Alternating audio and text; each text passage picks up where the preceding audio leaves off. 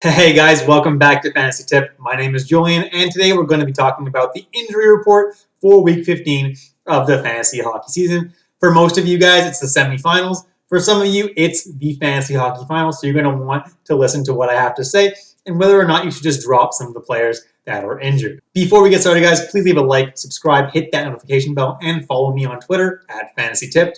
I would really appreciate all of your support. Without further ado, let's jump into some longer-term injuries. The first guy is Steven Stamkos, Tampa Bay Lightning, 91% owned, dealing with that lower body injury. And it was initially thought that he would be back for Tampa Bay's first game of the week next week on Wednesday. Now the coach is saying, yeah, I may have been a little bit too optimistic. There's a good chance that he still does come back for Tampa Bay's last two games, Friday and Saturday. So if you do have him on an IR spot and you don't need that IR spot for somebody else, well, you might as well hold him and see if he does end up coming back next week for your fantasy finals. Next are Elias Pettersson, Carey Price, Frederick Anderson, and Carter Verhaeghe.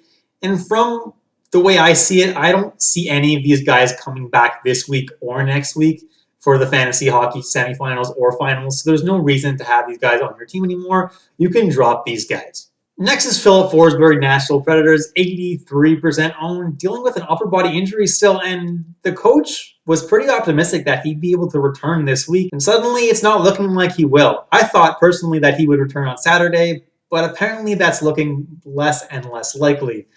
With that being said, I think that he may not even return early next week because the Preds play Monday, Wednesday, and Saturday next week.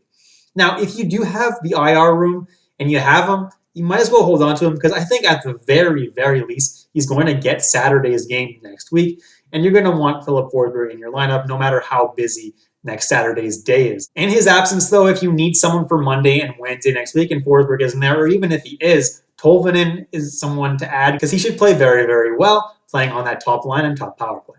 Next is Nick Ehlers, Winnipeg Jets, 68% owned, and he's just been ruled out for the rest of the season, guys. So get him out of your lineups. Next is Dylan Larkin, Detroit Red Wings, 41% owned, and unfortunately, he too has been ruled out for the rest of the season, guys, so you can drop him as well. Next is Jonas Corposello, Columbus Blue Jackets, 41% owned, dealing with a lower body injury, and this just in, he's done for the season. If you have him, obviously drop him unless you're in a keepers league, and even then, I don't know what kind of keepers league you'd be keeping Corposello in, so you're going to want to drop him. And if Merzlikins is available, you can grab him, but I would wait till Saturday to do so because the Blue Jackets don't play until then. Merzlikins should get 3 or 4 out of 4 games for Columbus next week, which is actually pretty nice. Next is Zach Hyman, Toronto Maple Leafs, 55% owned. He's dealing with that knee injury, and he was slated to miss 2 weeks, which would bring him back on Monday next week at the earliest, so he could be back for the beginning of the fantasy hockey finals for you. But if he doesn't make it back on Monday, I do think he'll be back on Thursday, so he'll catch Toronto's last couple games on Thursday and Saturday. Next is Brandon Tanev, Pittsburgh Penguins, 27% owned, dealing with an upper body injury. He's resumed skating, but it doesn't necessarily mean he's going to play this week or next week, so I wouldn't expect him to. If you have the IR space and you have him on your IR, I guess you can hold on to him and hope and pray that he plays next week, but I don't think there's a very big chance that he does. Next is Shane Gostisbehere, and he's been ruled out till at least Monday, so he will not play this week, guys, so don't expect him to. But he could play as soon as Monday or Tuesday for the Flyers. He should play at the very least for their Friday and Saturday games. Jumping into some day-to-day injuries now. First is Mikko Rantanen, Colorado Avalanche, 99% owned. He was on the COVID list. He's been taken off, so there's a very good chance that he does play. On Wednesday, he has not been ruled out for that game just yet. Next is Alexander Ovechkin, Washington Capitals, 99% owned, dealing with that lower body injury. He hasn't been injured in a good while. He's not a very injury-prone guy, and honestly, it surprised me that he does have a little bit of a day-to-day injury. I think they're just keeping him out as a precaution just to make sure he's going to be perfect and 100% healthy for the playoffs. So he's an option for Thursday. I'm not expecting him to play Thursday. I think they're going to keep him out just a little bit longer to make sure that he's 100% healed. I think he'll be ready by Saturday. Next is Semyon Varlamov, New York Islanders, 92% owned, and he was held out of the game today. I kind of think that it was his birthday. They want to just have fun, party tonight. Relax a little bit. They didn't need him tonight. They're pretty secure in the playoff spot. I don't think it's really an injury. I think he's just partying it up tonight. He's having fun on his birthday. He should be back for Thursday. Next is Philip Grubauer, Colorado Avalanche, 91% owned, and he was on the COVID list. He's been taken off, but he still hasn't played. He was a possibility to maybe play Monday, and he's also been ruled out for Wednesday, which is really unfortunate. As a Grubauer owner myself, I was really counting on him to be in my lineup on Wednesday. It's really unfortunate that he's not going to be there. That's just the way it is, unfortunately.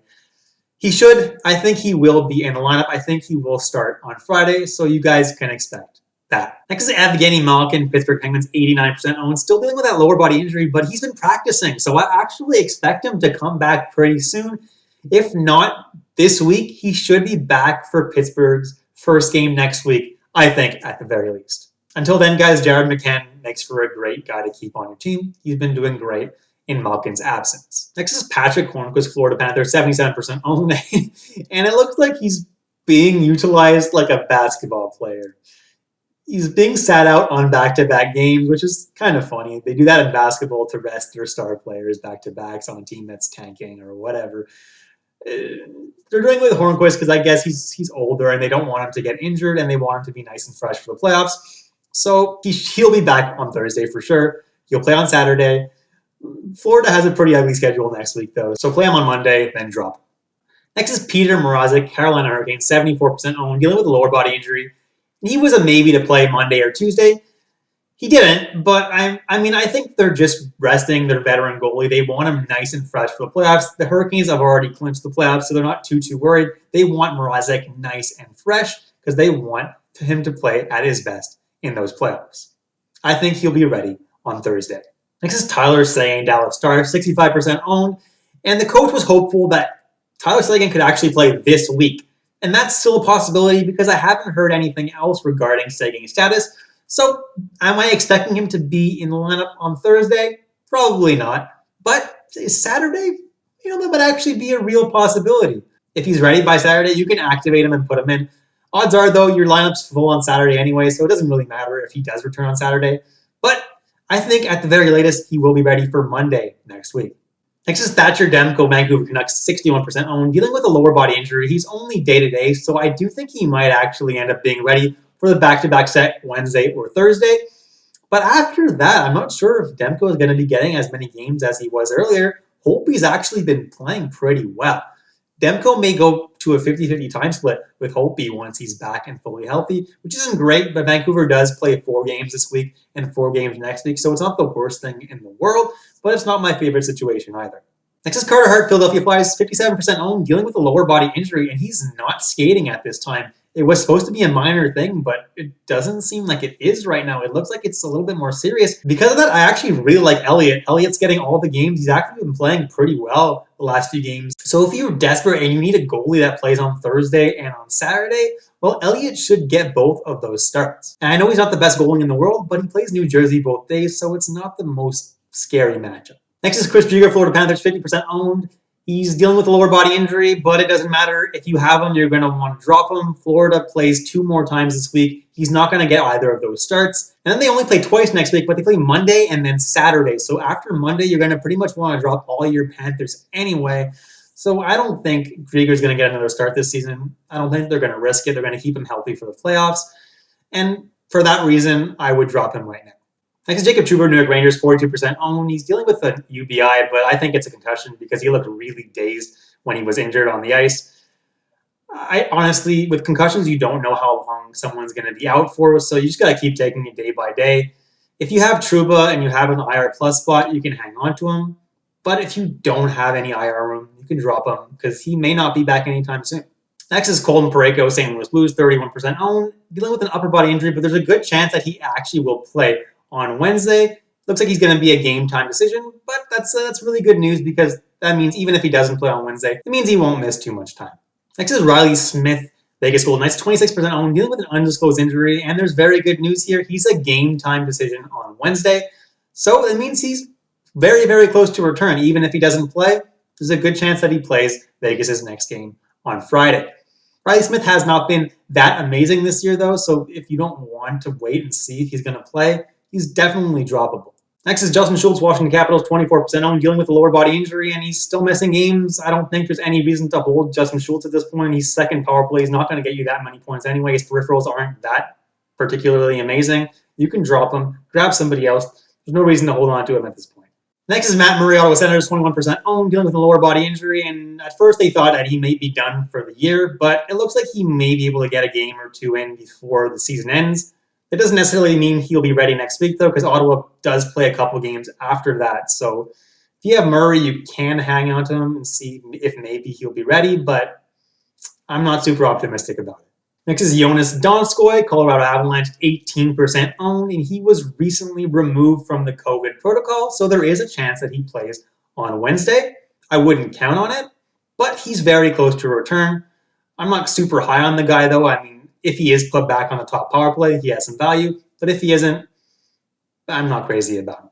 Next is PK Subban, New Jersey Devils, 16% owned. He's still on the COVID list, guys, so don't expect him to return anytime soon. We don't really know how long he's going to be out for, but honestly, guys, if you're relying on PK Subban coming back at this point, if you're really, really desperate, just drop him. Next is Jonathan Drouin, Montreal Canadiens, 16% owned, and he's sick with an illness that's not COVID-19. Same thing with him, though. If you're relying on him to come back to win your fantasy championship, you're not in very good shape. I mean, he's not the worst option in the world, but honestly, he's not the best either. He has not been playing very well, even when he was healthy. That being said, he should be back for Montreal's game on Wednesday. Next is Adam Lowry, Winnipeg Jets, 14% owned. He's dealing with an upper body injury, and he's day-to-day.